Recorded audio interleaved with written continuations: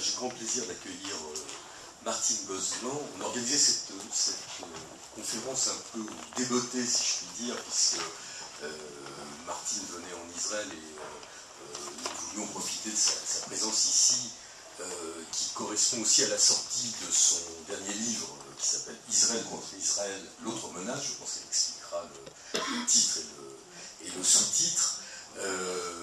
Martine, comme vous le savez, Martine Gozlan est rédactrice en chef de l'hebdomadaire Marianne, auparavant à l'événement du jeudi. Enfin, Marianne découle un petit peu de l'événement du jeudi. C'est un livre très intéressant, c'est un livre qui pose beaucoup de questions, surtout en ce moment, puisque il se passe souvent, on est souvent, je dirais, dans une actualité assez brûlante, particulièrement ces derniers temps. Et je dirais, avant toute chose, que c'est un livre très personnel. C'est un livre qui est écrit à la première personne, qui est une réflexion, je dirais, un regard sur l'histoire du pays, sur l'histoire du sionisme, je devrais dire plutôt des sionismes, puisque vous faites quand même, vous remontez assez longtemps en arrière. Je dirais que vous remontez même très en arrière, puisque vous remontez jusqu'à Flavius Joseph, presque. Mon premier sentiment, c'est que ce livre, quelque part, est une déploration, au vrai sens du terme. C'est-à-dire une déploration que ce pays, Israël, et que les Juifs en général, et les Juifs en particulier en Israël, restent divisés. Et vous expliquez en même temps très bien que cette division, ce schisme, si on peut aller jusque-là, n'est pas récent. Oui, alors d'abord, je voudrais remercier vraiment Olivier Rubinstein et l'Institut français de m'inviter ici. Ça me touche énormément parce que cela fait un nombre infini de fois que je viens en Israël. Évidemment, je couvre le conflit. La situation, comme on dit, depuis la première intifada, j'ai écrit, mais c'est la première fois que j'écris un livre vraiment sur le pays. Un pays que je n'aurais pas la prétention de connaître vraiment, et dans lequel, pourtant, je vais d'une berge à l'autre, et ce livre est un peu le récit de cet aller-retour entre la rive la plus extrême et puis la rive la plus celle pour laquelle j'éprouve le plus d'empathie, bien sûr, celle qui défend un peu les valeurs juives, les valeurs prophétiques, etc. Mais d'abord, je suis très touchée d'être à Tel Aviv. Je vous dis tout de suite que comme journaliste et comme juive, j'aurais aimé être là il y a 10 jours, parce que l'empathie que j'éprouve pour ce pays, et je raconte dans ce livre vraiment à la première personne, va bien au-delà de la couverture journalistique, de la situation entre guillemets, qu'on n'arrive pas à nommer. Donc aujourd'hui, en plus, il se passe des choses, comme d'habitude. Je croisais, en venant, une manifestation. Cher Olivier Rubinstein, vous me dites, je vais expliquer après le titre, vous me dites que mon livre est une déploration. Alors, je vous dis tout de suite, c'est pas un livre, c'est pas une lamentation de plus. C'est pas une lamentation. Une déploration. C'est-à-dire, je déplore une situation. Je déplore une situation, mais en même temps, Israël contre Israël, c'est un débat extrêmement ancien, puisque finalement, depuis que nous sommes, nous, juifs, Israël n'a pas cessé de se battre contre lui-même, et à la limite aussi contre Dieu, puisque vous le savez mieux que moi, Israël c'est celui qui se bat contre Dieu. Donc le schisme, le combat contre nous-mêmes, je ne dis pas le combat contre l'autre, parce que en fait, les Palestiniens, et les Arabes, c'est la toile de fond, mais je ne rentre pas dans le vif de ce conflit pour ce récit qui est aussi bien un reportage, le rappel de reportage que j'ai fait, qu'une enquête historique et qu'un récit aussi à la première personne, puisque je rentre dans le combat qui m'oppose aussi au cœur de moi-même et au cœur de ma propre famille. Donc, Israël contre Israël, c'est cette éternelle l'éternel combat qu'en fait, les Juifs livrent contre... il faut parler mieux comme ça, c'est mieux, c'est peut-être mieux sans micro, non? Comme ça, comme ça. D'accord, donc c'est ce combat qui se livre à l'intérieur du peuple, entre finalement une vision universaliste, une vision d'ouverture, le rêve de l'empathie, le rêve du jeu est un autre, et puis le repli sur soi, d'abord évidemment à cause de l'antisémitisme qui nous a harcelés, détruits, et finalement dont nous sommes ressuscités, et puis ce combat au sein de ces sionismes, j'ai eu la chance, je dirais la chance, de remonter finalement au cœur du schisme, du premier schisme, dans les 3 semaines qui ont suivi la déclaration d'indépendance. Il y a quelques années, alors que les derniers acteurs étaient encore vivants, les derniers acteurs de la tragédie d'Altalena, le 22 juin 1948, alors qu'ils étaient encore vivants, j'ai décidé de savoir ce qui s'était passé. Je commence tout de suite par cette histoire, vous devez la connaître par cœur, mais elle m'a profondément marquée, parce que c'est là que j'ai senti vraiment qu'il y avait 2 Israël, et que l'ombre de la tragédie avait continué à étendre son spectre sur les tragédies ensuite qu'Israël a connues. C'est-à-dire qu'en retrouvant, en redessinant le drame du 22 juin 1948, j'ai retrouvé quelques-unes des hantises qui ont conduit à l'assassinat d'Yitzhak Rabin le 4 novembre 1995. Et j'ai ensuite navigué pour comprendre que finalement l'Altalena, dont le fantôme est toujours là, aujourd'hui, puisque le Likoud est au pouvoir, une stèle a été érigée sur la plage. Lorsque j'ai fait cette enquête, elle n'y était pas encore. Le fantôme de l'Altalena a continué à se profiler, y compris au cœur de ceux qui ne connaissent même pas la tragédie. C'est-à-dire que la situation d'aujourd'hui, c'est finalement un Likoud dominant, une droite extrêmement forte. C'était pas seulement le fruit du hasard, c'était pas le fruit des guerres, c'était pas le fruit des retournements de situation, c'était pas seulement le fruit des Qassam et des Fajr 5 de fabrication iranienne que vous avez reçus sur les villes et au cœur de Tel Aviv et face à Jaffa. C'était au fond aux racines de l'histoire du sionisme. Et l'Altalena, ça m'a beaucoup marqué, parce que j'ai rencontré des survivants de ceux qui étaient sur ce navire qui a donc été canonné sur l'ordre de Ben Gourion, navire sur lequel il y avait des armes affrétées par l'Irgun, pour les bataillons de l'Irgun qui n'avaient pas encore intégré la nouvelle armée juive et qui se battaient pour défendre Jérusalem contre la Légion arabe. J'ai donc rencontré à la fois des survivants de ceux qui avaient été canonnés et des survivants de ceux qui avaient donné l'ordre de canonner. Et j'ai essayé de comprendre quel était finalement leur lien, parce que les deux faisaient partie de l'histoire d'Israël.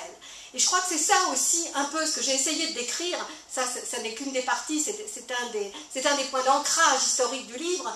Les deux font partie d'Israël. On ne peut pas décréter que la moitié d'Israël est contre l'autre moitié d'Israël. Donc, lorsque je dis Israël contre Israël, c'est aussi pour dire que j'ai sans cesse été d'une rive à l'autre et j'ai essayé d'observer à travers mes propres réactions et mes réactions de juive française, ce que j'étais à la fois l'un et l'autre. Ce que je raconte lorsque je vais par exemple dans les colonies, il est impossible quand je vais en Galilée, à Shomron, d'adopter un point de vue qui est par exemple celui des Israéliens que j'ai rencontrés tout à l'heure, qui manifestaient pour le Méret. Je ne peux pas être de ce bord-là parce que je peux essayer de comprendre ce qui anime, non pas, attention, les extrémistes qui sont les jeunes des collines, pas du tout. Hein. La ligne de démarcation, c'est la ligne du sang, c'est la ligne de l'offense faite à l'autre. Mais je peux essayer de comprendre ce qui anime ceux qui habitent aujourd'hui les colonies, ceux qui habitent les implantations. Je peux comprendre qu'au sein de chaque juif, il y a à la fois l'un et l'autre.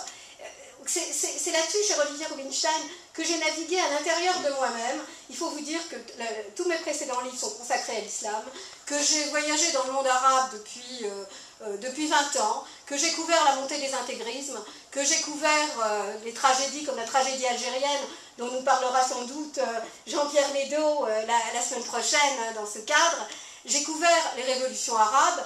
Bon, j'ai été là, tentant de faire taire la subjectivité en moi, ce qui est totalement faux, parce que il n'y a pas du tout d'objet tous les reporters sont subjectifs, mais néanmoins, j'ai tenté de devenir l'autre, c'est-à-dire à la fois l'arabe, quand j'allais du côté palestinien, de devenir le palestinien. Naturellement, j'y ai effectué des reportages dont on m'a dit qu'ils tentaient, qu'ils étaient neutres.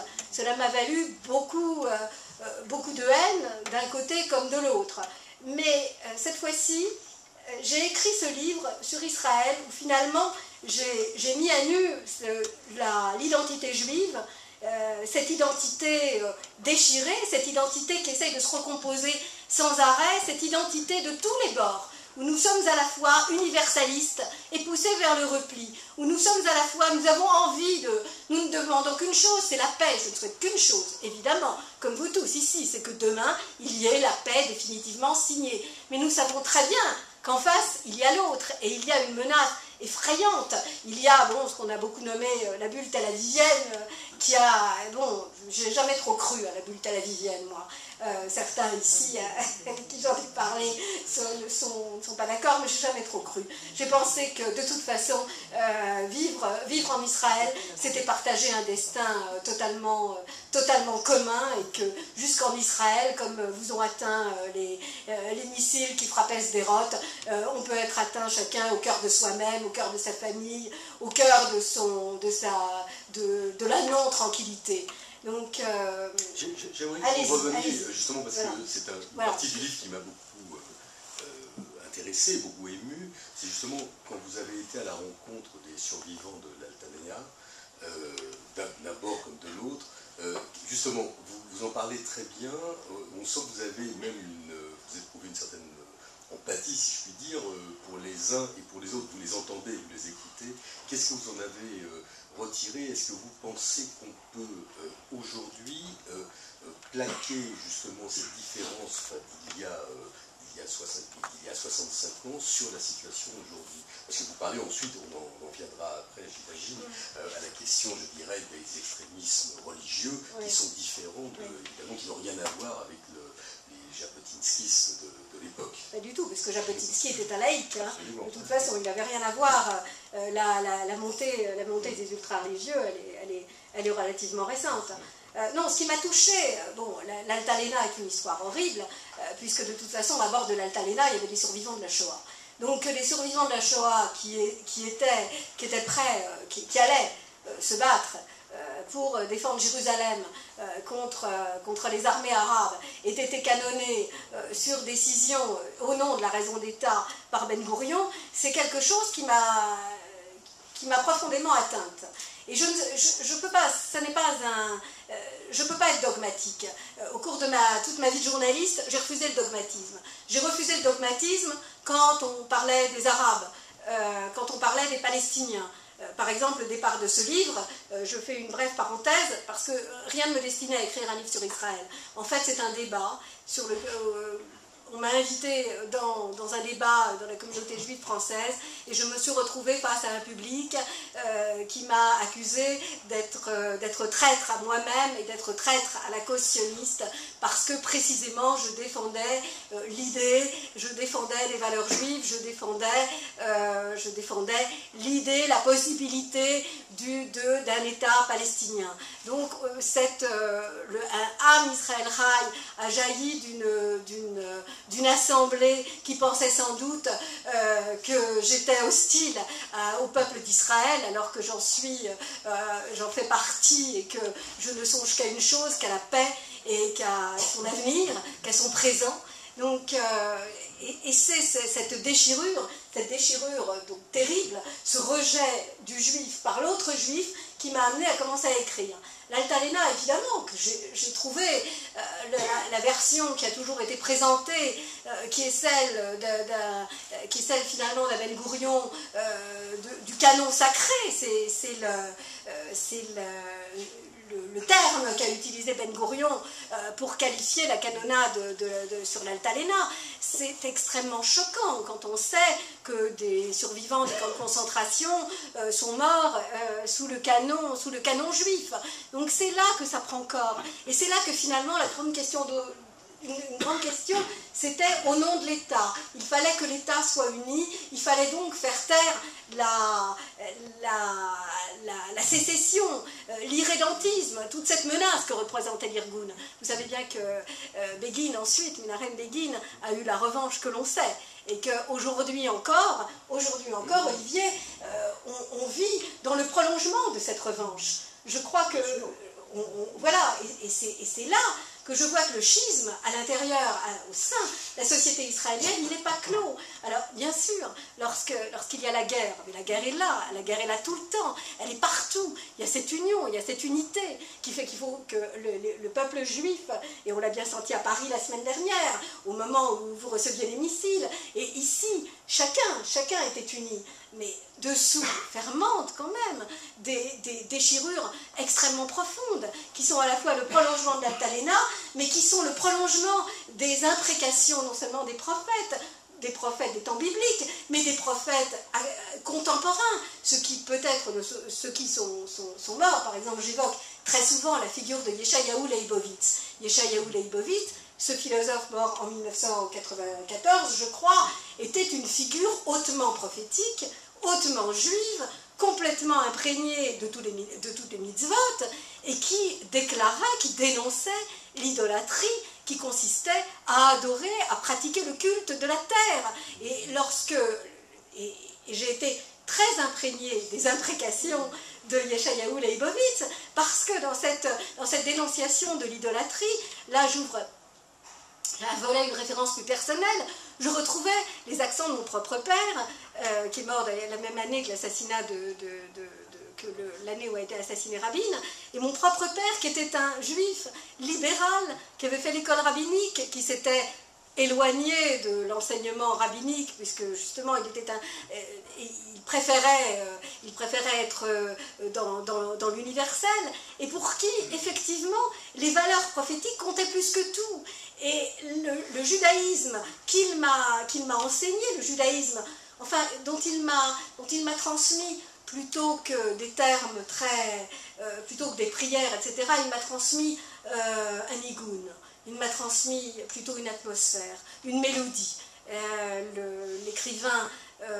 L'écrivain juif français Arnold Mandel a écrit naguère un livre qui s'appelait « Une mélodie sans parole ni fin ». Et c'est cette mélodie sans parole ni fin que mon père m'a transmise et que je retrouvais dans les imprécations de ce grand sioniste qu'était Yeshayahu Leibovitz, qui dénonçait naguère le fait qu'Israël compromette la vie de ses enfants et sacrifie l'altérité qui était sa vocation même, qui reste sa vocation même, en opprimant un autre peuple. Alors, voilà, donc Olivier, c'est quelque part, c'est ce schisme que je sens, dont d'ailleurs j'étais l'autre jour sur une radio, il y a quelques jours, et j'étais avec un Israélien qui s'appelle Freddy Etan, et qui me disait « Mais enfin tout est faux, vous émettez des contre-vérités, il n'y a pas de schisme en Israël, en réalité il n'y a qu'une grande unité, les guerres, nous ne sommes pas des guerriers. » J'évoquais les guerres, ce n'est pas pour dire que les Israéliens sont des guerriers. Je disais simplement, comme je le raconte dans ce livre, au fil de mes rencontres, au fil des tragédies que je croise, au fil des mères qui me parlent de leurs fils, au fil des rencontres avec les fils, qui me parlent à la fois de leur peur et puis de leur ras-le-bol, de leurs besoins profonds, viscéral de paix. Je parle tout simplement de ce qui devrait cesser. Certes, mais toute société est traversée par le schisme. Je ne connais pas de société qui ne connaît pas ces soubresauts. Enfin, c'est une vision, ce que vous dites est certes juste, mais je dirais que c'est une vision purement philosophique. si on en revient, je veux dire, à la société réelle, au monde réel, oui, le monde réel est un monde violent qui est sans cesse traversé par des coupures, par des failles, par des schismes, et vous le rappelez bien vous-même dans votre livre, c'est que s'il y a bien un peuple qui a été traversé par les schismes, je dirais, c'est bien le peuple juif, et ce depuis 3000 ans. Oui, mais non, ça peut pas... oui, je vous comprends parfaitement. Mais dans ce cas-là, j'aurais pu faire un livre. D'ailleurs, j'ai fait des bouquins aussi sur l'Algérie, sur le schisme au sein de l'islam, sur les sunnites contre les chiites, mais ça n'a rien à voir. Je suis désolée, ça n'a rien à voir. Parce que ce sont les juifs qui ont inventé l'altérité. Et donc, on est au cœur de nous-mêmes. On est au cœur de cette vision de l'autre. Alors peut-être que vous allez me traiter de communautariste. Vous allez me dire que moi aussi, je tombe dans le gouffre que je décris. C'est-à-dire que je suis aspirée par le repli et que je tends à faire de nous une sorte de peuple, de me rattacher à la vision du peuple élu, que par ailleurs, par exemple, Abraham Yehoshua dénonce. Oui. Voilà, Abraham Yehoshua, il me dit, et il l'écrit, oui, pour une normalité juive, un petit livre que vous avez sûrement lu, il y a quelques années, j'ai voulu absolument le rencontrer à la suite de ce petit livre, il dit, mais non, il faut renoncer à cette vision aberrante de peuple élu, etc. Mais je ne peux pas m'arracher le cœur. C'est-à-dire que je continue à penser que si je suis juive, c'est parce que on porte, et Israël porte les valeurs de l'altérité. Et que si on se les arrache, on cessera d'être nous-mêmes. Donc c'est une vision purement utopique. Mais qu'importe. Jean-Martin, vous auriez été juif sioniste en 1920 ou en 1910 en Russie, vous auriez été d'un côté comme de l'autre, je ne sais pas où est-ce que vous auriez versé, mais d'un côté comme de l'autre, vous auriez été attiré soit par les sionistes révisionnistes, soit par les sionistes socialistes. Je veux dire, l'histoire du sionisme, c'est l'histoire justement de discussions dans le meilleur des cas, ou de combats fratricides dans le pire des cas. Ça a toujours traversé le judaïsme. Oui, mais toujours. Est-ce que parce qu'il y a un toujours, on devrait sans arrêt, on devrait s'asseoir finalement sur une histoire close, ou bien penser que tout est ouvert. Moi je pense qu'il y a tout est ouvert. Je crois que c'est ça justement. Il y a actuellement à Paris, aussi bien dans le commentaire sur Israël qu'au sein même de la communauté juive, il y a une sorte de fermeture. C'est-à-dire que le commentaire sur Israël est totalement... il est dans la dénégation d'Israël, il est dans la délégitimation d'Israël. J'étais à un salon du livre, récemment, et à côté de moi, il y avait deux romanciers israéliens, dont un très jeune, Nadav Lapid, qui est un romancier formidable, et un autre qui s'appelle Emmanuel Pinto. Donc il y avait le carré juif. Il y avait le carré juif. Quelqu'un se pointe en face de moi, et comme il me connaissait parce que j'avais déjà écrit sur l'islam, des livres, soit dit en passant, qui ne sont pas du tout dans la négation de l'islam, mais qui au contraire, j'ai écrit Le sexe d'Allah il y a quelques années, qui était un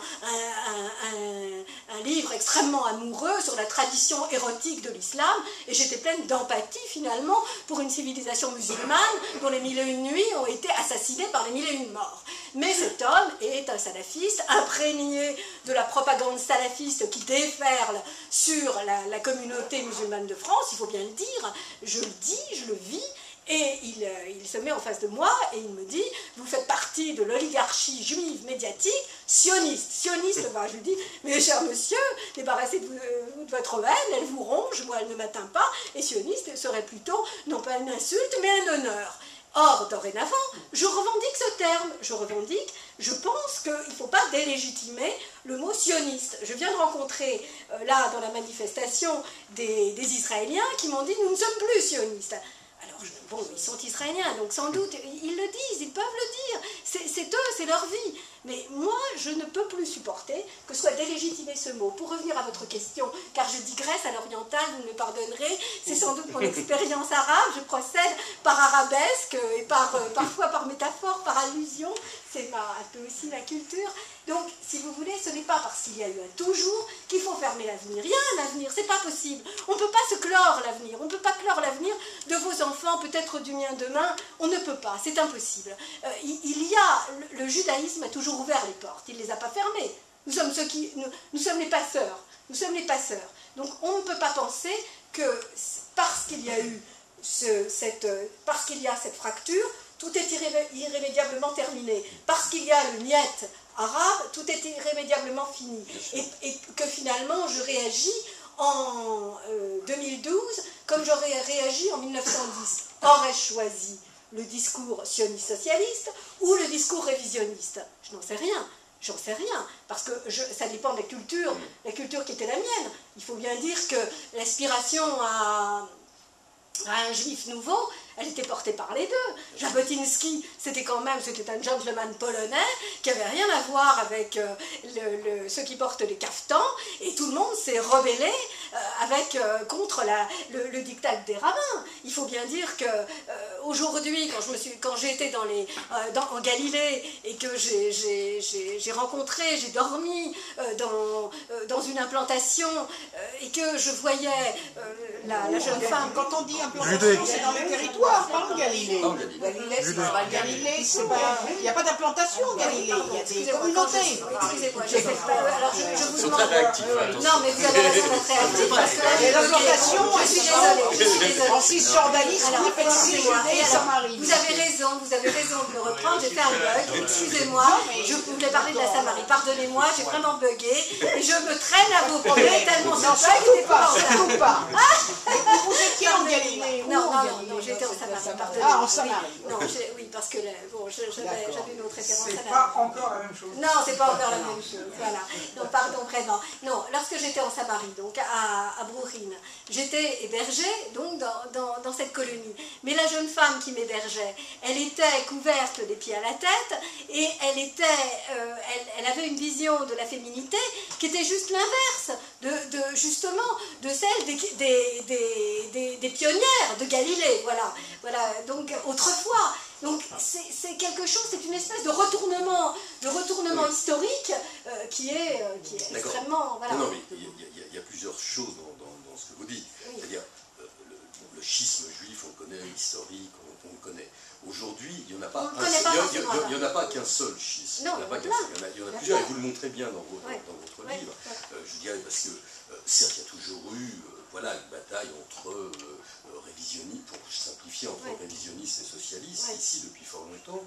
Aujourd'hui, il y a un autre aspect, qui est l'aspect, je dirais, ultra-religieux, qui est une vraie question, et qui pose question aussi bien à la droite qu'à la gauche. Exactement. Puisqu'il y a beaucoup de gens de droite qui sont totalement laïques, vous l'avez rappelé tout à l'heure. Oui. Cette question-là, bien sûr, parce qu'elle est présente. C'est un petit peu Shabbat contre Shabbat. C'est tout ce que j'ai vécu. Je l'ai vécu y compris d'ailleurs au cœur de ma propre famille, puisque finalement je raconte comment il y a... j'ai des cousins qui sont affiliés aux chasses. Si vous voulez, donc, et c'est difficile, le dialogue peut pas se faire. Ce qui me choque énormément aujourd'hui, c'est ce retournement aussi des valeurs religieuses, parce que je ne peux pas croire. Par exemple, un incident a éclaté récemment autour des Women of the Wall, de ces femmes qui prient au kotel. Ça m'a beaucoup frappé qu'il y a une quinzaine de jours ou 3 semaines, leur leader, Anat Hoffman, a été arrêtée pour brutaliser, tout simplement parce qu'elle avait les rouleaux de la Torah et elle chantait au mur.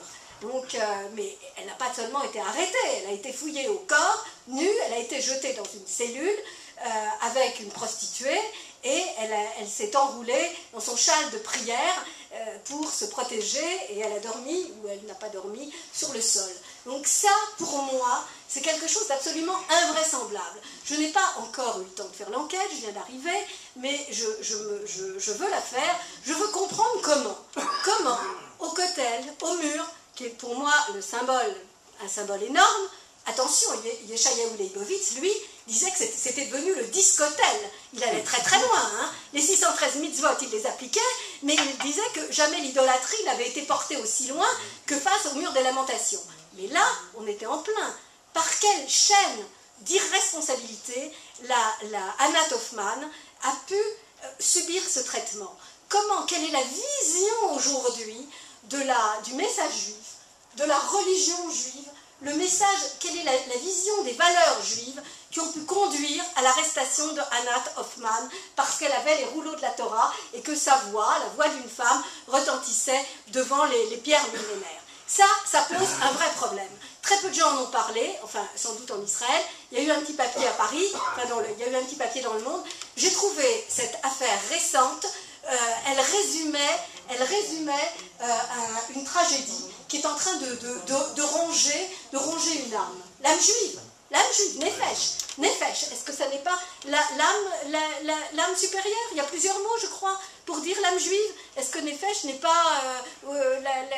en tout cas, l'âme juive pour moi a été souillée ce jour-là, quand on a fouillé Anat Hoffman, une petite femme, je crois, de mon âge, et qu'on l'a jetée par terre, et qu'elle a dormi dans cet état de déréliction, et de misère, et d'humiliation, enroulée dans son talit. Non, vous avez raison de souligner ça, et je crois qu'il y a de très nombreux autres points qui pourraient être évoqués, surtout ces dernières années. C'est une dégradation, ça. Oui, en même temps, moi qui suis là depuis un an, même si je connaissais bien le pays avant, et qui travaille ici maintenant, je me rends compte qu'il y a nombre de choses dont on ne parle jamais, puisqu'on parle toujours effectivement des choses qui ne vont pas, mais jamais des choses qui vont. Et je me suis rendu compte que dans le domaine, par exemple, de la culture, il y a quand même un certain nombre de manifestations qui m'ont étonné. J'en prendrai une seule, auquel nous avons participé il y a plusieurs mois. Ça a été une manifestation qui s'appelait Molière dans le désert, qui a été le fait de faire jouer par de jeunes bédouines, et ça n'a pas été si simple, mise en scène par un metteur en scène israélien, l'école des femmes en arabe. Formidable. Alors vous allez dire, c'est un micro-événement, mais il y a plein d'événements comme ceci. Il y a plein d'événements. Il y a un bédouin qui va se présenter à la Knesset, dont j'ai oublié le nom évidemment, qui risque d'être élu. Je vois rarement des députés arabes, en France par exemple. Donc il y a quand même une succession, parallèlement, je veux dire, à tous ces problèmes qui existent et que il ne faut évidemment pas nier. Il y a aussi un grand nombre d'événements, de micro-événements comme ça, mais qui, additionnés les uns aux autres, montrent que c'est une société qui n'est pas aussi fermée que ça. Oui, mais je ne dis pas que c'est une société fermée. Je dis que c'est à la fois, justement, et bravo pour avoir organisé ça, je vois bien quand je lis la littérature israélienne, que c'est là que bat le cœur d'Israël. Que c'est là qu'en fait, plutôt que les éternels commentaires, etc., qui nous parviennent, c'est quand les Français non-juifs aussi ouvrent un roman israélien, c'est là qu'ils sentent vraiment les choses. Quand je lisais les mots, les nouvelles de Nadav Lapid, et je voyais qu'il a 37 ans et qu'il raconte qu'il est tout simplement, il va rejoindre sa petite amie, et il est sur le périphérique, voilà, il roule, il va de Tel Aviv à Rehovot, je crois, et rien que ce trajet et les pensées qui se bousculent dans sa tête, les milouïm, le destin de son frère qui ne supporte pas l'armée, l'angoisse, et tout roule là-dedans, tout roule dans les mots des romanciers. C'est pour ça que je ne décris pas une société fermée. Je décris... mais je ne comprends pas le... Pardon, je ne comprends oui. pas... Je ne comprends pas le sous-titre. Le sous-titre? Je ne comprends pas le sous-titre. L'autre menace? Ouais. L'autre menace faisait référence... L'autre menace fait référence... En fait, c'est pas mon sous-titre. Autant le dire. Faut se méfier des éditeurs, je suis bien oui, Chevalier Michel, vous êtes jugé parti en la matière. D'accord. L'autre menace, c'est partiellement la référence à la destruction d'Israël dans l'Antiquité, le fait, parce qu'il y a eu quand même un fait historique, c'est Ehud Barak, lors d'une interview que j'ai faite il y a très longtemps, qui m'a rappelé, il était en pleine description, voilà, il quitte la vie politique, moi je l'ai rencontré au moment où il était en plein dedans, et il me faisait un tableau, un tableau de la politique israélienne, de son engagement, ses engagements, ses désengagements, etc. Et puis, brusquement, il me dit attention, c'est du cœur de nous-mêmes que jaillit le danger, effectivement, Et il se lance dans un cours sur la destruction du Second Temple. Et il me rappelle ce que j'avais lu auparavant et ce que j'ai lu avec plus d'attention après. Il me rappelle la guerre des Juifs, il me rappelle le refus de la négociation, la guerre qui a opposé les Zélotes aux modérés, entre guillemets, que je préférais appeler les pragmatiques, ceux qui étaient plutôt sur la ligne de négociation avec Rome. Et le fait qu'évidemment, Rome s'est engouffrée dans l'entaille de la division juive. Donc ça, c'était quand même quelque chose qui semblait traumatiser ce dirigeant israélien. Et évidemment, lorsqu'on se retourne en arrière, on voit que c'est une réalité. Donc, voilà, c'est un peu, oui, c'est l'explication, c'est la toile de fond historique. Mais attendez, il y a quand même quelque chose d'extrêmement actuel, parce que l'autre menace, enfin, c'est quand même celle qui a tué Yitzhak Rabin. Et aujourd'hui, les menaces de mort qui pleuvent sur ceux qui tentent de faire vivre son message et sa parole, enfin, elles sont bien réelles. Alors, Kennedy aussi a été tué, c'est pas pour autant que l'Amérique a été menacée de mort. Il Il ne faut pas faire. oui, Excusez-moi de vous interrompre, oui, mais au j'ai contraire. l'impression, je n'ai pas lu votre livre encore, mais vous écrivez, j'ai cru comprendre, à la première personne, je. Oui. Et moi je suis au Lehadash depuis peu, il y a 2 ans, et je crois que j'ai fait mon alia pour me guérir de la position dans laquelle vous vous trouvez. Et j'ai l'impression que vous écrivez ce livre pour vous soigner de la position de... On est tous un peu fous, de toute façon. Non, La folie, c'est de la condition non, je ne parle humaine. pas de folie, madame, je ne parle pas de folie, mais en tant que juif occidental et particulièrement français Oui. ou française, Oui. vous vous trouvez forcément dans une dichotomie. Vous vous trouvez forcément. Et c'est de cette dichotomie, j'ai l'impression que vous vous soignez. C'est pas, Quand vous c'est êtes- mon travail de Pardon? journaliste. Non, mais c'est pas péjoratif ce que je dis. C'est un mal-être. C'est un mal-être dans lequel on se trouve parce que vous êtes confronté, vous n'êtes pas dans n'importe quel journal, vous écrivez dans Marianne. Oui, que j'ai je le sais. bonheur d'écrire dans Marianne. Mais Oui. bien sûr. Marianne n'est pas trop aimée dans la Ne communauté prenez juive pas de mon France, propos c'est vrai. comme étant une attaque. Je fais simplement un constat. Allez-y. Je fais. Regardez le lapsus que vous avez fait. Oui. Il est symptomatique de votre dichotomie. Au lieu de parler de Samarie, vous avez parlé de Galilée. Si Freud était là, il aurait analysé votre lapsus. Est-ce que vous l'avez amené avec vous? Vous êtes psychanalyste? Non, pas du tout. Non, je suis médecin. Ah, je pensais bien que vous étiez médecin. Mais je n'ai... D'abord, vous Mais devez... c'est pas péjoratif ce que je vous dis, parce que je suis passé par le même parcours. D'accord. Et j'avais envie de vous dire, vous êtes pratiquement mûr pour faire votre alia. Mais monsieur, je vous remercie. Je vous encourage à la Est-ce que faire. vous pensez... Vous ne savez pas, moi, comme médecin, je ne prenais pas de médicaments parce que je suis contre les médicaments, mais mon meilleur remède contre ce mal-être que j'ai vécu en France, c'est d'être venu en Israël. Et alors, je vais vous dire, pour vous apaiser, certes, moi, je suis conscient de ces... D'ailleurs, ce qui est très rassurant, c'est qu'il y ait plusieurs schismes. Oui. S'il n'y avait qu'un seul schisme, nous serions en danger. Oui, oui. Et ce qui me rassure, voyez-vous, c'est que de semaine en semaine, dans cette société, on s'interroge sur notre société israélienne. Que devient-elle?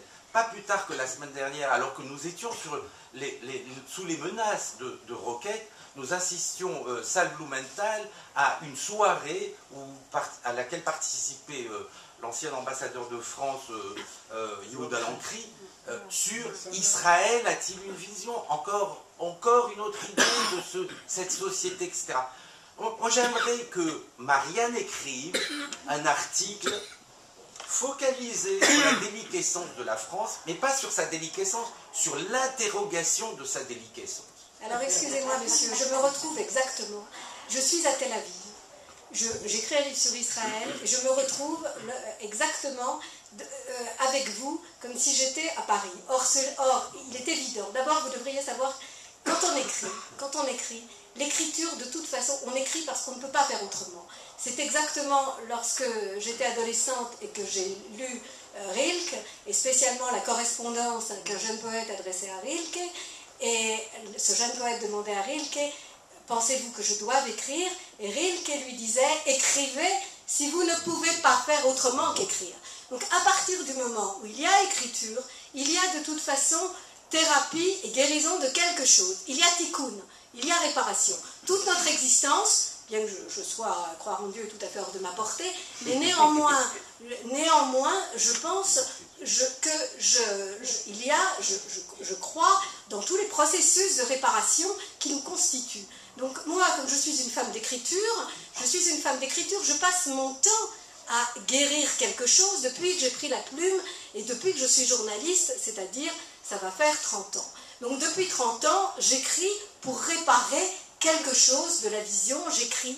Donc le fait que j'ai écrit ce livre, c'était aussi bien sûr une tentative de tikkun. D'ailleurs, je dis à la fin que je suis dans l'attente du tikkun qui répare les mondes brisés.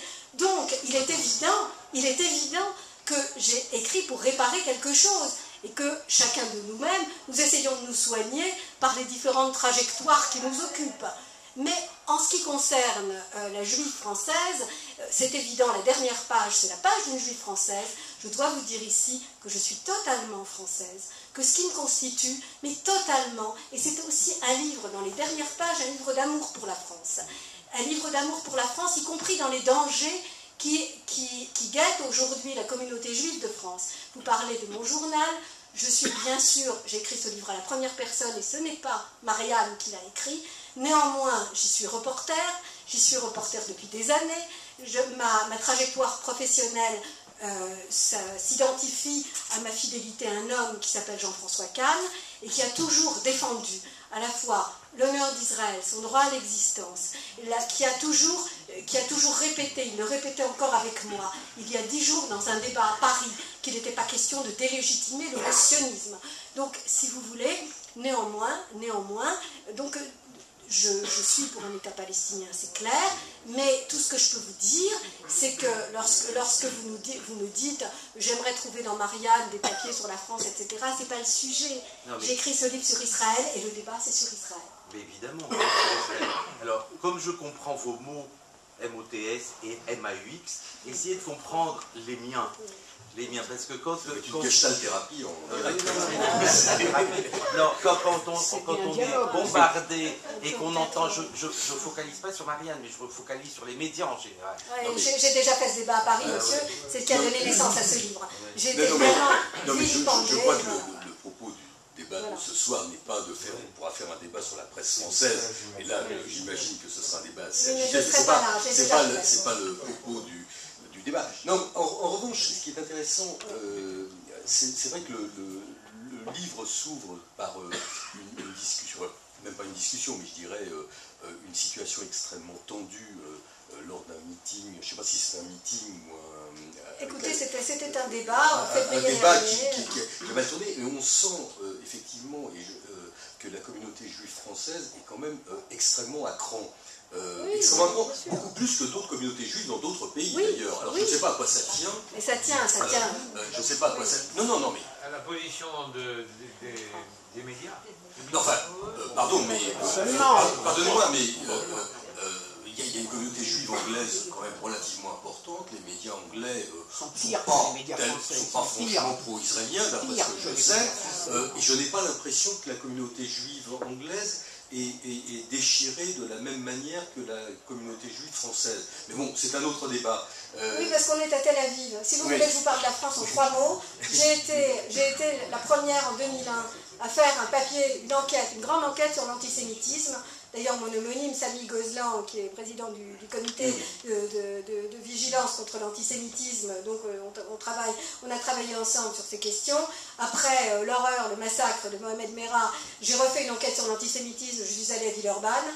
J'ai couvert récemment, il y a environ un mois, le voyage de M. Netanyahou à Toulouse, invité par M. Hollande, et j'étais à l'école aux Arts à Torah. Et nous n'avons pas eu des positions très semblables au sein de Marianne. Pour moi, en tant que j'ai couvert pour tout vous dire, j'ai couvert cette visite. J'étais à la fois juive et finalement heureuse de voir le Premier ministre de l'État hébreu dire Am Israël Rai. Oui, j'étais, bien que je ne sois pas sur cette ligne, j'étais heureuse de l'entendre, parce qu'on me l'a reproché, de l'entendre dire Am Israël Rai en un lieu où on avait tué des Juifs. Oui, j'étais, c'est vrai. En même temps, je sais qu'il y avait une part sur laquelle on a beaucoup glosé, mais en tout cas, c'est vrai que la communauté juive de France est dans une situation particulière, on ne va pas tourner autour du pot, il y a un salafisme grandissant, puisque je connais très bien l'islam, enfin, non, je sais que je ne sais rien.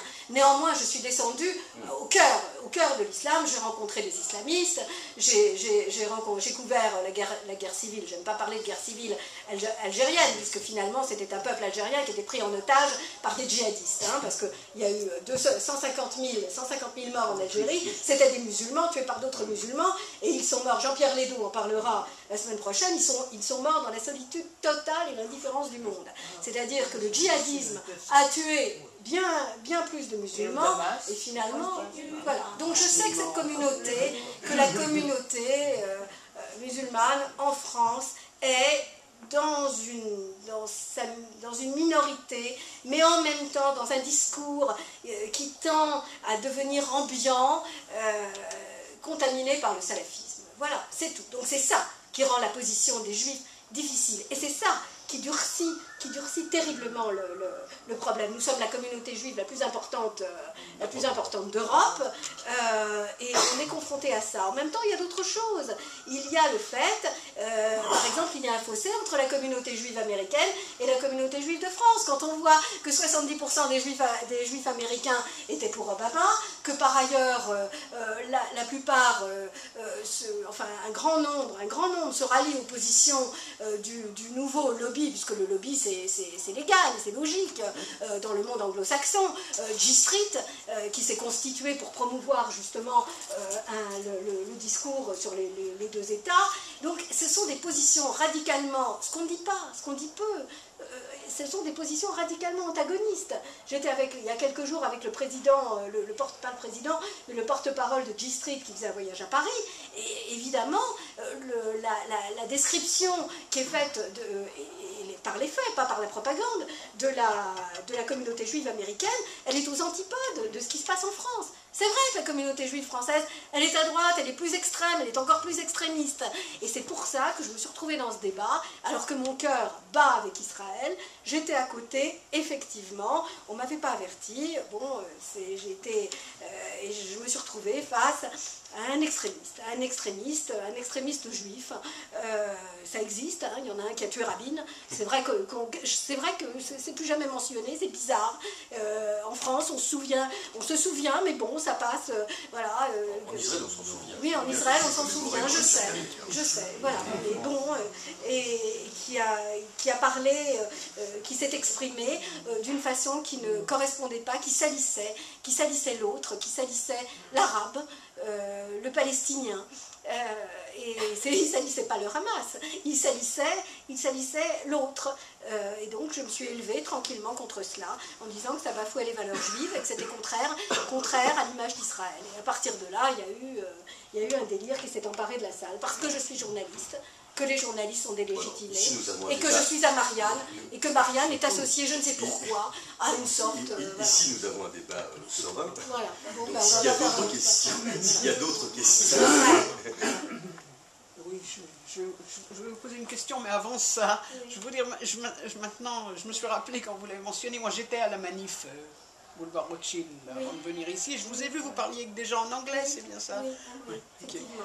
Oui. Donc, oui, à propos de sionisme, justement, avant de poser la question, bon, moi ça fait seulement 43 ans que je suis en Israël, je suis venu dans la vague qui a suivi la guerre des 6 jours, et aujourd'hui, pour moi et pour beaucoup d'autres gens, le sionisme, c'est pas ça qui est la chose la plus importante. La chose la plus importante, c'est d'arriver à un accord, c'est pour ça que j'étais à la manifestation, et de sortir de cette inertie qui ne mène à rien. Bon, en gros, disons.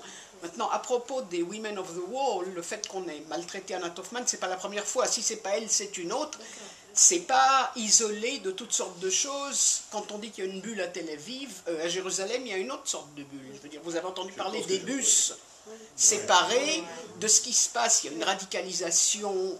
On veut là-bas, enlevé les femmes de toutes les publicités. Vous avez entendu parler de ça. Absolument. Maintenant, vous avez parlé justement de J Street. Donc la question que je voulais vous poser, en France, il y a J. Cole. Quand on dit la communauté juive aujourd'hui, c'est quoi? Les institutions traditionnelles? Ça fait pas seulement depuis aujourd'hui qu'ils ne supportent pas d'entendre quelqu'un qui a une autre opinion. Il n'y a pas de nuance dans les institutions juives. Maintenant, aujourd'hui, il y a J. Cole. Est-ce que J. Cole joue un rôle? Oui, alors J. Cole, oui. J. Cole a lancé un appel. Il a été signé par la plupart, par beaucoup de gens. Il a été signé par la plupart des intellectuels juifs. Ça a été aussi un moyen de les unifier. J. Cole a un discours ce qu'on n'arrive pas à comprendre, sans arrêt, on fait valoir que J. Cole est contre Israël. Or c'est faux, puisque de toute façon tout est faux. Oui, donc si vous voulez, c'est ça qui délégitime sans arrêt J. Cole, alors que tous les communiqués de J. Cole rappellent bien, et l'appel de J. Cole qui a été lancé en 2010 rappelle bien que c'est le soutien à Israël, que ça fait partie de l'identité juive, que c'est pour l'avenir d'Israël que J. Cole se bat, que J. Cole ne se bat pas du tout pour un État binational ou ce genre de... mais qu'il se bat pour un État juif et démocratique, et que c'est pas la peine d'avoir fait tout ça, c'est pas la peine d'avoir tant perdu d'âmes, d'hommes, de femmes, de s'être tant battu pour voir l'État juif disparaître en tant que juif. Donc il est très clair que moi j'adhère à ça, je l'ai signé, d'autres l'ont signé à Marianne, et notamment le directeur de Marianne, Maurice Safran. Donc je pense que J. Cole a un avenir en France, mais il faut sans arrêt arriver à dépassionner l'hystérisation du débat. Cette hystérisation du débat donc, qui m'a conduite à écrire. Il faudrait, d'ailleurs le président, le secrétaire européen de J. Cole et le président français de la paix maintenant, David Chemla, sera à Tel Aviv dans quelques jours. Il faut absolument qu'à Paris, nous arrivions à permettre à ce mouvement d'avoir un plus grand retentissement. Je dirais que ce débat il existe aussi en Israël. Je parlais tout à l'heure, j'ai imprimé l'article d'Alev Batri Yoshua qui est sorti dans Libération aujourd'hui, qui est titré pour un accord avec le Hamas. Oui, il est sorti aujourd'hui. Donc ce débat, je veux dire, bien sûr qu'il faut, je pense, l'appeler de ses voeux. Et encore une fois, on en parlait tout à l'heure, j'ai l'impression que malgré tous les problèmes qu'il y a en Israël, le débat est quand même moins hystérisé, bizarrement, en Israël qu'en France. Il me semble. Je ne sais pas, c'est à vous répondre. Ça dépend avec qui on parle. Oui, ça dépend. Mais ça dépend dans quel cercle on va. Parce que moi, quand je me retrouve soit avec des ultra-religieux... Au Samarie, là-bas. Oui, pardonnez-moi. Replantation. Oui. Où qu'on soit, il est toujours un peu difficile de discuter avec des ultra-religieux. Où qu'on soit. Non, mais moi j'ai toujours discuté avec des ultras. Je me souviens très bien qu'à Alger, avant qu'il y ait une menace directe de mort, dans les années 1991, 92, avant la vague d'assassinats, sinon non, je discutais avec des représentants du Front islamique du Salut, j'écoutais, bon, ils parlaient à une journaliste française, et je descendais au fond de leur phraséologie. Donc quand je suis allée en Samarie, j'écoute, on me parle, et maintenant il y a une catégorie d'ultra avec qui on ne peut plus parler. Et en plus, la femme est elle-même porteuse de la malédiction. Or, la malédiction, je la retrouve chez les salafistes comme chez les ultras. Alors, voilà. Oui, c'est ça pour les femmes. Oui, bien sûr. Donc, lorsque vous me dites que le débat est moins hystérisé, donc de quel cercle parlez-vous, cher Olivier? Ici, c'est extraordinaire. Je suis carrément, alors c'est presque Neve Tzedek, c'est presque l'oasis de justice, n'est-ce pas? Nous nous parlons les uns aux autres, etc. Mais quand je lis par exemple les accusations des hommes politiques contre des journalistes qui sont traités de traîtres. Là, les journalistes de Haaretz sont traités régulièrement de traîtres, non? On les accuse de ne pas être... Leurs lecteurs non aussi. Leurs lecteurs aussi. Oui. Alors, est-ce que... pour moi, il me semble que... Je sais pas, enfin en tout cas j'ai pas mais c'est un sentiment très personnel, j'ai pas la même sensation, je dirais, en France qu'en Israël, mais c'est normal, je veux dire, on est confronté à des choses différentes ici. Oui, je voulais vous dire, pour bien connaître l'islam, il faut apprendre le Coran. Moi j'ai étudié au lycée Lyoté à Casablanca et j'ai étudié le Coran en arabe. Alors, on nous a appris que dans le Coran, c'est écrit que nous, les Juifs, nous sommes des fils du Satan et que nous ne devons pas vivre dans ce pays. Parce que Dieu nous a renvoyés d'ici il y a 2000 ans et on ne doit pas revenir. Alors, les Arabes, dans le Coran, ils savent que nous ne devons pas revenir dans ce pays. Excusez-moi de mon français, mais il y a 57 ans que je suis en Israël, je ne parle pas beaucoup français. Pardonnez-moi de ne pas parler hébreu, monsieur. Oui, ma langue maternelle, c'est l'espagnol. Alors, je voulais vous dire que le titre de votre livre me rappelle le prophète Isaïe, Yeshayahu. Yeshayahu a dit en hébreu, et c'est écrit dans la Bible, n'est-ce pas? Vous comprenez l'hébreu, n'est-ce pas? C'est-à-dire que de nous-mêmes, on va se détruire. Ce ne sont pas les Arabes qui vont nous détruire. J'ai participé à 3 ou 4 guerres, on a fait les guerres, on les a toujours gagnées. Les Arabes ne vont pas nous détruire. Ce qui peuvent nous détruire, c'est nous-mêmes. C'est nous-mêmes, c'est ce que je voulais vous dire. Et autre chose, vous avez parlé de Nefesh. Nefesh, c'est une âme inférieure. On dit Nefesh Chaya, c'est pour les animaux. Pour les personnes, on emploie Neshama. Voilà, c'est ce que je voulais vous dire. Monsieur, d'abord, merci beaucoup de votre intervention. Ça me touche énormément. Pardonnez-moi d'avoir mêlé Nefesh et Neshama. Je vous remercie beaucoup. Je voulais vous dire qu'effectivement, le Coran, vous savez très bien qu'il y a au fond 2 Corans. Il y a deux types de versets. Il y a ceux, c'est pas un débat sur l'islam, mais quand même, il y a ceux qui ont été écrits à la Mecque, lorsque Mahomet était dans une position de prédicateur, et finalement de minoritaire, de dissidents, finalement de résistants face à un ordre établi, et ensuite ceux qui ont été écrits à Médine, parce qu'ensuite il y a eu un vaste rewriting, ceux qui ont été écrits à Médine alors qu'il était un conquérant, et que c'était un guerrier, etc. Et effectivement, ces versets de Médine et ces versets mécois s'entremêlent sans arrêt. De toute façon, il y a eu une réécriture générale, il y a eu des tas de choses qui ont disparu, ça s'entremêle. Donc tout est dans l'interprétation, bien entendu. Lorsque l'autre jour, il y a eu cette manifestation de salafistes à Paris, devant l'Élysée, et tout près de l'ambassade américaine, et on criait Kaïbar, on ne disait pas mort aux Juifs, on criait Kaïbar Yahoud, Kaïbar Yahoud. Qu'est-ce que ça veut dire? Ça fait référence, vous le savez très bien, cher monsieur, à cet horrible épisode, au massacre de l'oasis de Kaïbar, où les Juifs, bien sûr, étaient majoritaires, et où ça a été la bataille du fossé, dans laquelle on a précipité tous les Juifs. Donc le salafisme se réfère bien évidemment à ces versets massacreurs, et il ne se réfère pas aux versets d'amour et aux versets universalistes. Alors là-dessus, on me renvoie toujours, mais oui, mais alors il y a 2 Corans, mais alors il y a 2 Bibles, etc. Oui, mais enfin, dans le Coran, c'est vraiment entremêlé. Donc aujourd'hui, malheureusement, il y a des hommes de lumière. Vous avez reçu des imams, je crois, cher Olivier, vous les avez reçus, ce sont des hommes de lumière. Je sais que l'imam Chalgoumi, qui emmenait la délégation, Chalgoumi est formidable. Je l'ai connu à Drancy, il est menacé de mort par toute la communauté drivée par les salafistes. J'ai vu ceux qui le considèrent comme un traître. Donc, mais à l'heure actuelle, malheureusement, ce ne sont pas des hommes comme Chalgoumi qui tiennent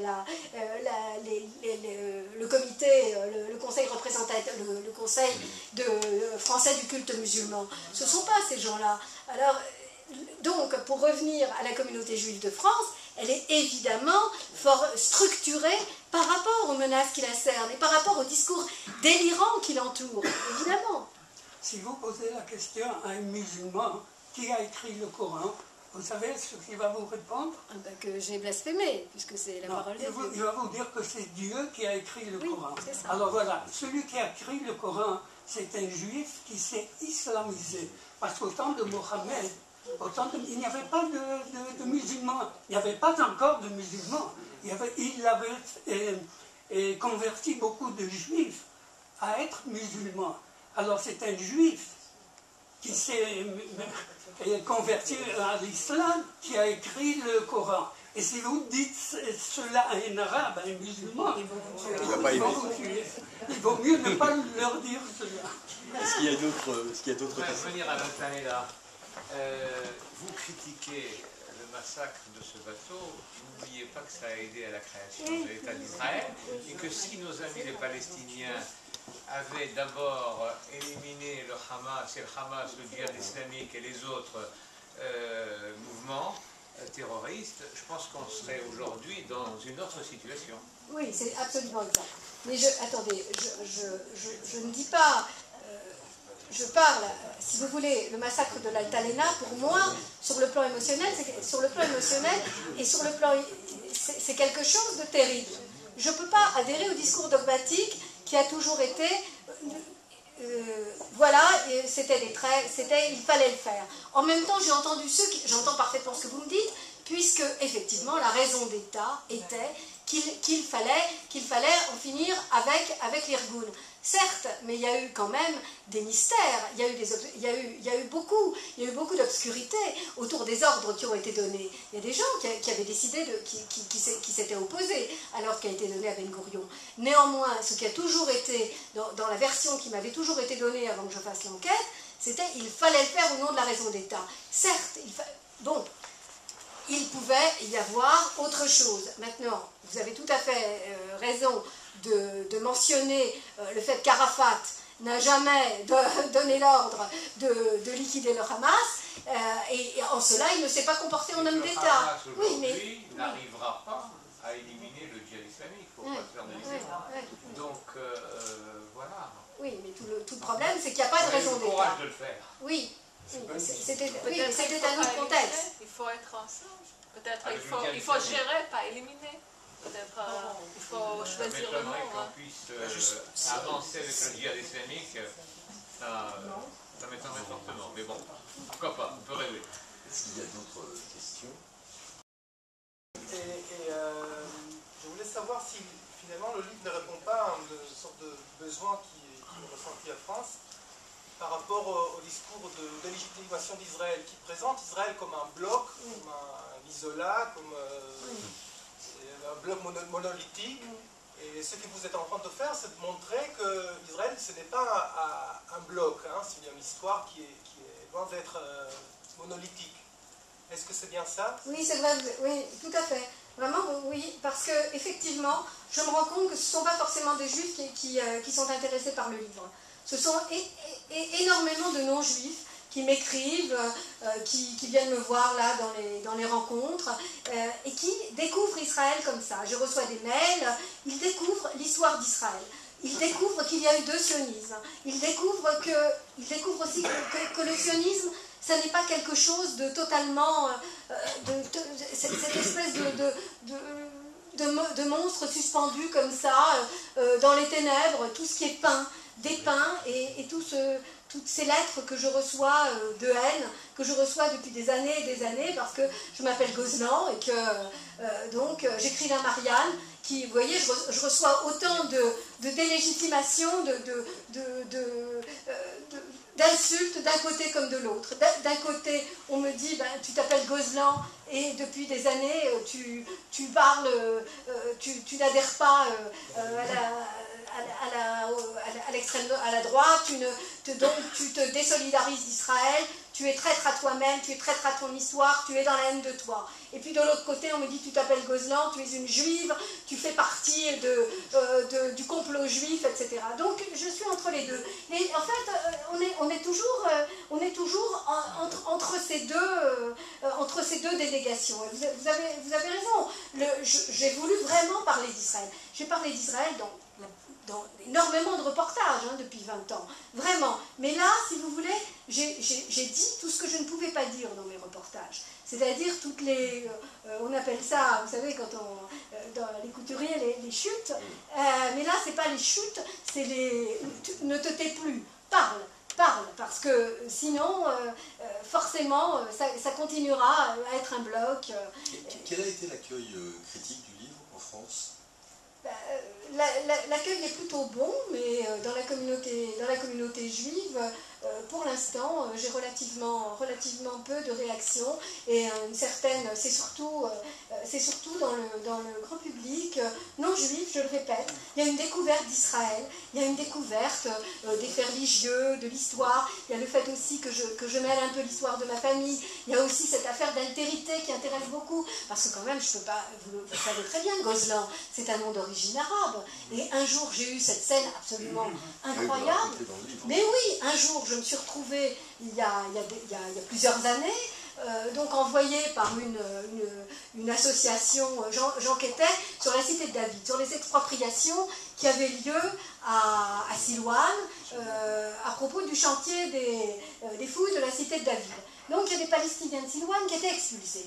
Et une association israélienne, comme vous en avez tant et tant, et c'est ce qui rend justement ce pays aussi si beau et si multiple, qui se bat contre les expropriations de Palestiniens. On me dit Gozlan, et on ne connaissait pas, on me dit, vous êtes palestinienne, madame. Ah, ça, on ne l'avait jamais fait encore. Alors je dis, ah non, ah, mais parce que nous avons une famille Gozlan qui va être expropriée. Je dis, ah bon, très bien. Mohamed Gozlan, vous voulez son téléphone, bien sûr. Et je me suis donc retrouvée, Martine Gozlan, face à Mohamed Gozlan, c'était il y a bien des années, il y a 15 ans. Il y a 15 ans, mais je raconte l'affaire, parce qu'elle m'a quand même beaucoup marqué, donc, dans une de ces maisons, qui était à pic, sur le chantier de fouilles de la cité de David. Mohamed Gozlan me reçoit, bien sûr, avec toute sa famille, et on ne se demande pas qui est qui. Je suis une journaliste française qui s'appelle Gozlan. Je compatis à sa colère, à son sentiment d'injustice. Je suis envoyée par une association qui le défend. Il m'installe sur sa magnifique terrasse, il m'offre le café, les enfants me saluent, et on me demande quel est le prénom de mon fils, bien sûr. Mon fils s'appelle David. Et je suis au cœur de la cité de David. Et autour de moi, il y a tous ces drapeaux avec l'étoile de David, qui m'est si cher d'ailleurs. Et je tais le nom de mon fils. Je ne peux pas dire que mon fils s'appelle David. J'ai l'impression que ça ficherait tout en l'air. Donc là, je suis vraiment dans la...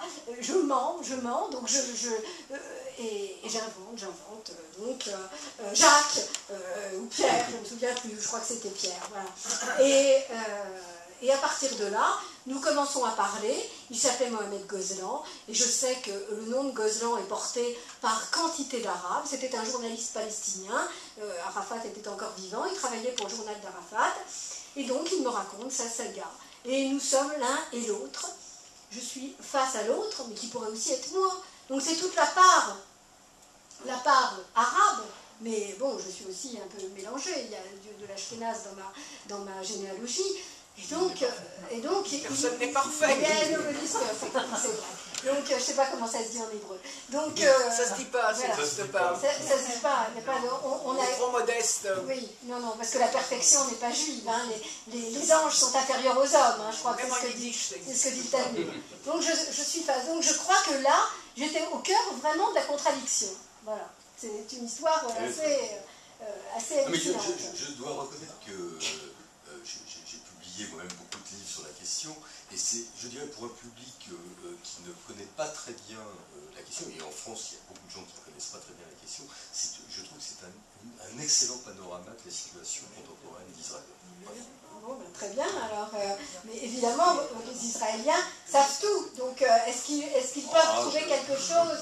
Je ne sais pas, je pense que les Israéliens savent tout. Je ne sais pas, parce que l'effondrement de la culture est international, hein, je ne pas que français. Je ne sais pas, parce que c'est aussi un voyage à travers la juive. C'est vraiment, pardon monsieur, les fait chez les chamas, oui, pardon. Mais bon, alors c'est un voyage à travers toutes mes âmes. Est-ce que je vais me tromper? Il y a 3 âmes, c'est ça? Il y en a 4, voilà. Vous voyez que vous devez m'enseigner, bien sûr. Hein.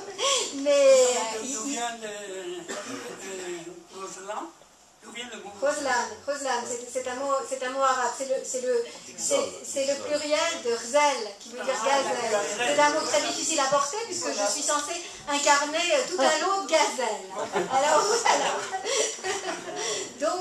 Donc, et cette ambiguïté m'a suivi tout au cours de mes pérégrinations dans le monde arabe.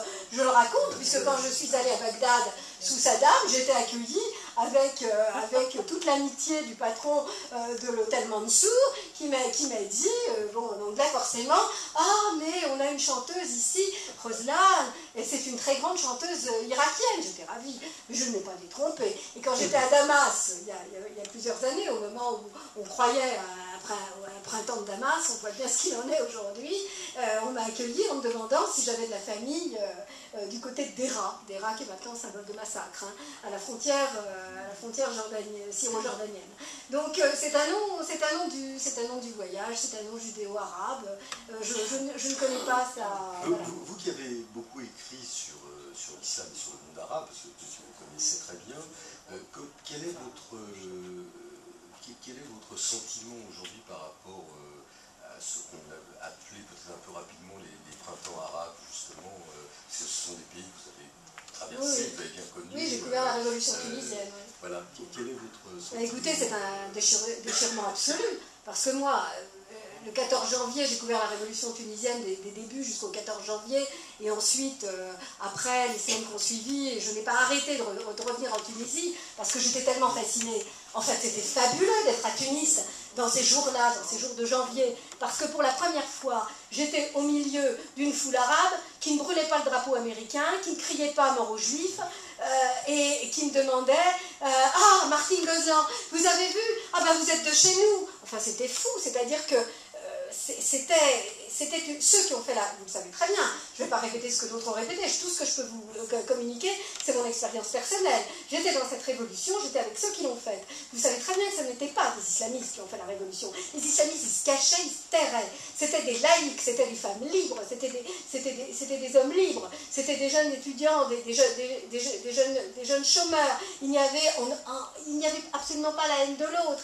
Il y avait une urgence économique et il y avait une urgence démocratique. Donc cette révolution, j'ai vraiment cru, d'ailleurs j'ai consacré un livre, j'ai écrit 2 livres sur ces affaires l'année dernière, parce que ça a suscité beaucoup de choses, et dans le livre qui s'appelait Tunisie, Algérie, Maroc, j'ai mêlé l'Algérie et le Maroc qui n'ont pas été sous révolution mais que je connaissais un peu. Dans l'épisode tunisien, j'ai vraiment salué l'universalisme, parce que la Tunisie c'était quelque chose de particulier, d'exceptionnel, un minuscule pays, c'est de là que c'est parti.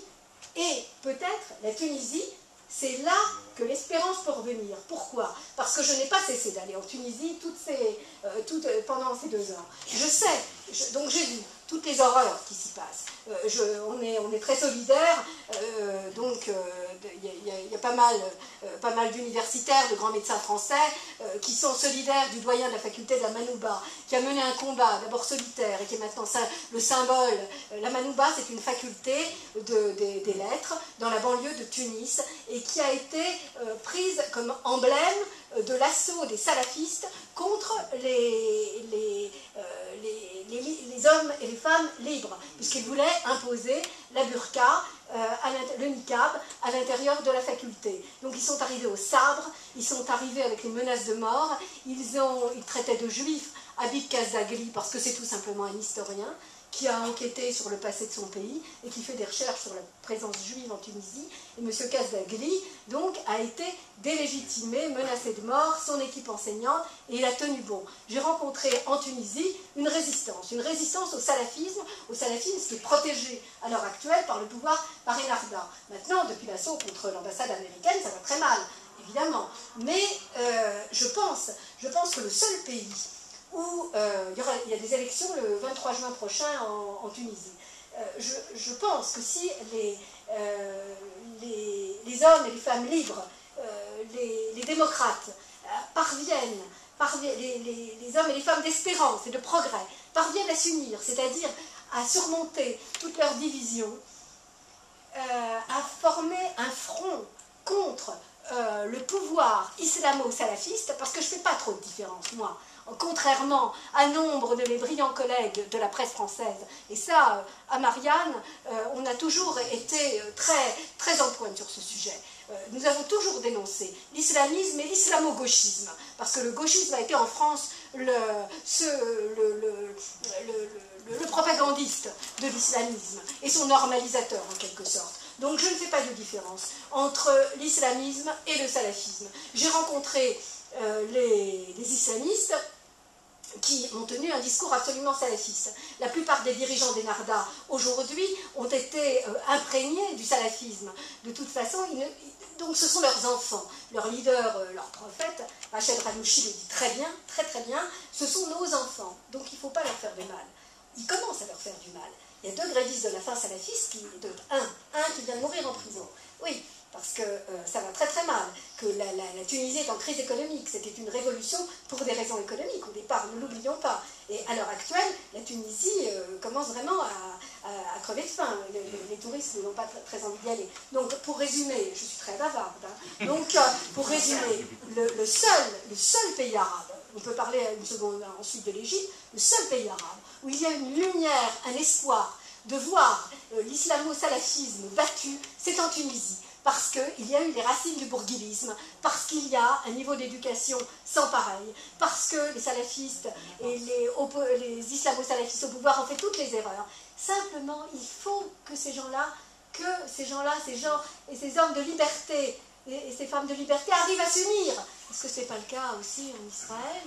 Est-ce que ce n'est pas face à d'autres forces? Est-ce que ce n'est pas aussi la division qui mine les espérances israéliennes? Bon, en tout cas, pour revenir aux révolutions arabes, je crois que la Tunisie peut s'en sortir. Je crois que la Tunisie peut dire non à l'islamisme. Mais à mon sens, d'abord peut-être que ce sera complètement faux que les élections du 23 juin donneront la victoire aux islamo-salafistes, parce qu'ils risquent d'accumuler toutes les provocations, parce qu'ils ont trop peur de perdre le pouvoir. À l'heure actuelle, ils mettent la presse sous pression. Il y a eu énormément il y a des procès à la presse. Monsieur Habib Kazagli est actuellement en procès, il risque 5 ans de prison. Donc il faut que du côté français, on maintienne la pression, enfin du côté parce que finalement tout ça passe un petit peu à l'as. Vous savez, en France, vous me parlez de la France, moi j'ai un grief contre les médias français, parce que Marianne, au départ, comme l'événement du jeudi, qui est mon maître en journalisme, donc créé par mon maître en journalisme Jean-François Kahn, ils se sont créés contre ces médias et contre le fait que l'ensemble des médias aussi se couchaient devant des discours dominants. Et ce discours dominant, notamment dans le domaine qui a toujours été le mien, c'est-à-dire celui de l'islamisme, et notamment sur la question algérienne, adhérait à l'espèce d'angélisme de l'islamo-gauchisme ambiant. Donc, voilà, sur l'Égypte. Je veux juste dire un mot sur l'Égypte. Je ne suis pas retournée en Égypte depuis 1 an. Mais il y a 1 an, j'ai eu le privilège de rencontrer M. Morsi, qui n'était pas encore quelque chose, ni quelqu'un. C'était encore le président du parti Justice et Liberté. Et quand je l'ai rencontré dans son bureau, je lui ai tout simplement demandé, comme je demande à tous les islamistes que je rencontre, quelle est votre définition de la démocratie? Simplement votre définition de la démocratie. Il me dit, pour moi, la démocratie est un moyen. Mon but, c'est la charia. Alors, il l'a dit. C'est clair. Oui, c'est clair. Mais je le dis tout le temps, je le redis, puisque je l'ai dit en face. Donc, qu'on ne nous fasse pas la leçon. Alors maintenant, il a sans doute pris, il a été obligé de négocier l'accord avec le Hamas. Mais bon, voilà. À propos de ça, est-ce que vous pensez que la pression, les Américains ont fait pression sur lui? Il paraît qu'Obama l'appelait 4 fois par jour au téléphone, dans le journal, que l'enjeu, je veux dire, l'aide américaine de presque 5 milliards de dollars, ça a quelque chose à faire. C'est une question de chiffres. Oui, dans quelle mesure?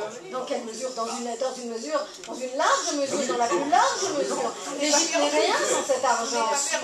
Bien sûr, c'est-à-dire que c'est vraiment une question de chiffres pour Mohamed Morsi. Donc, et c'est ça. On va peut-être prendre une dernière question. Voilà, j'ai une question. Vous avez évoqué l'événement du jeudi et votre maître en journalisme. Moi, je n'écris pas souvent des réactions à des articles, mais je me souviens d'une lettre que j'avais écrite dans les années 80, l'événement du jeudi. Vous savez, ils avaient des dossiers, des couvertures, les cons, les salauds, etc. Vous vous rappelez? Alors, il y avait une couverture, les salauds. Oui. Il y avait un article à l'intérieur, évidemment, le prototype des salauds, la droite israélienne. C'est pas tout. Alors, bon, on parlait de la droite israélienne, à l'époque, Shamir, etc. La photo qu'ils avaient mis, c'était, bon, comment il s'appelait, le rabbin Kahana. C'est pas tout. Oui. Bon, c'est pas le représentant de la droite israélienne non plus. Mais ils avaient mis, il y avait une photo, on voyait Meir Kahana, derrière lui, quelqu'un qui portait une pancarte avec une croix gammée. Je leur ai écrit, il a dit, cette photo, elle me semble bizarre. J'ai envoyé la copie de la lettre à l'agence de presse qui signait, à Société de Presse. Oui. Société de Presse, ils me répondent, ah oui, c'est pas la première fois qu'on fait, l'humanité avait fait la même chose. C'était une photo devant l'immeuble de l'ONU, contre l'Union soviétique, fossé et marteau égale croix gammée, ils ont coupé. Alors, vous comprenez, on me parle d'éthique journalistique, etc. Alors, ils ont publié une partie de ma lettre. Ils ont... Où ça alors? Qui est-ce qui a publié? Dans l'événement du jeudi. Ah, dans l'événement du jeudi, publié. D'accord. Ils ont mis la photo intégrale. Ils ont dit, on ne comprend pas. C'est comme ça qu'on avait publié la photo il y a 2 semaines. Que veut notre lecteur? Jugez vous-même. Alors, ben oui, je vous comprends. Mais bon, je peux pas me référer, bien sûr, au choix et aux errements du service photo. Voilà, c'est tout. Mais bon, pour moi... Donc, on va prendre une toute dernière question. Si dans votre livre, vous faites plutôt une déploration de certains aspects que vous avez constatés ici, c'est l'interprétation de votre collègue. L'interprétation d'Olivier Rubinstein. Dans vos livres sur l'islam, quel est le message que vous transmettez? Est-ce que c'est une parallèle déploration? Parce que moi, j'en vois une énorme déploration. Ah oui, alors écoutez, mon dernier livre s'appelait, il était pas très gentil pour l'islamisme dit modéré, ça s'appelait L'imposture turque. C'est sorti l'année dernière, il y a exactement 1 an. Et donc, je racontais... je ne suis pas tellement dans la déploration, je suis plutôt une fille de combat, cher ami. Donc, je suis plutôt, voilà, je ne suis pas dans le lamento, je suis plutôt dans l'action. Hein. Donc, si vous voulez, je ne suis pas couverte des voiles de la lamentation. Non, mais pour revenir à l'islam, quel est le message que vous transmettez? Le message positif, oui, vous dénoncez l'islam. Oui, non. Écoutez, l'imposture turque dénonce la fiction de l'islamisme modéré. C'est clair, j'ai fait plusieurs enquêtes en Turquie et je dénonce vraiment les 3 impostures. L'imposture démocratique, c'est pas une démocratie la Turquie. J'ai plusieurs centaines de confrères et de consoeurs qui croupissent dans les geôles de M. Erdogan.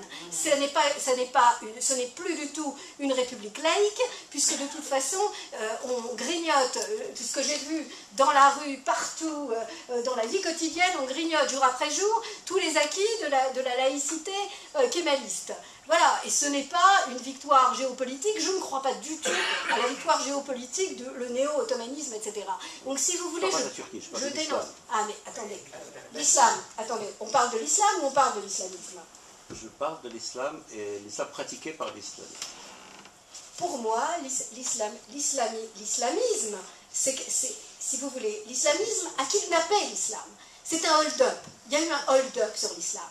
Qui est pris en otage depuis bien longtemps, et singulièrement depuis que le wahhabisme de l'Arabie Saoudite a étendu ses tentacules empoisonnés à travers tout le monde islamique, cet islam a été pris en otage et il est devenu une secte. C'est-à-dire ce à quoi nous assistons aujourd'hui, y compris dans le quartier de Paris où j'habite, quand je descends dans la rue et je vais au supermarché, je croise, parce que j'habite dans un quartier populaire, et je croise des petites filles qui sont complètement, qui ont le voile. Elles ont le voile à 9 ans, à 10 ans. Qu'est-ce que c'est que ça? Elles sont musulmanes? Non. Elles ont, leurs parents, leurs mères, ont été victimes de cet islamisme qui a empoisonné l'islam. Il n'y a rien de commun avec les musulmans, les Algériens musulmans que j'ai rencontrés et qui se battaient contre les djihadistes du FIS et des groupes islamiques armés qui massacraient, qui utilisaient les systèmes concentrationnaires dans les maquis. Excusez-moi, ce n'est pas un hasard que les extrémistes sont des musulmans? Comment ça, ce n'est pas un hasard. Pas autant. Ce que Mohamed Merah a fait, aucun d'autre ne l'a fait. À part le Norvégien là, qui a tué son D'abord, je ne vais pas comparer l'immense islam et le minuscule peuple juif. Ensuite, je vous répète que l'islam a été pris en otage, effectivement, par cet islamisme. Le problème de l'islam, maintenant, si on veut aller plus loin, si on veut se demander, c'est un autre débat, mais vous avez remarqué qu'en parlant forcément. Bien sûr. Évidemment, parce que c'est logique, vous êtes face à ça.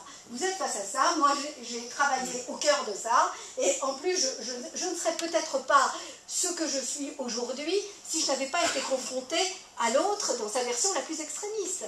Parce que quand même ça commence à jouer, ça commence à jouer non pas sur ma façon de voir le monde. Parce que, attention, vous me posez la question de l'islam, j'ai passé mon temps, alors depuis des années, à discuter avec et à essayer de promouvoir des amis qui sont des musulmans des Lumières. Simplement, ces Lumières, le drame, c'est qu'elles n'ont pas beaucoup brillé dans les terres d'islam. C'est qu'il n'y a jamais eu d'aggiornamento, comme il y en a eu trop tard, hélas, dans la chrétienté. Non, si, il y en a eu. Mais bien sûr, il y a eu au Xe siècle, il y a eu à Bagdad, il y a eu Omar Khayyam au Perse, oui. Oui, il n'y a pas eu seulement Omar Khayyam, il y a eu une infinité de philosophes, il y a eu une infinité, il y a eu Averroès, il y a eu tous ceux Maïmonide se référait sans arrêt à la philosophie musulmane. C'est-à-dire que, comment vous dire, aujourd'hui, c'est un bond en avant, même pas dans le retour en arrière, parce que le retour en arrière, si vraiment les musulmans revenaient en arrière, mais ils seraient hyper modernes. Ils seraient hyper modernes parce qu'il y aurait l'âge philosophique. Mais l'âge philosophique, c'était au Moyen-Âge. On ferme. Voilà, on ferme. On va arrêter. Je suis désolé, mais...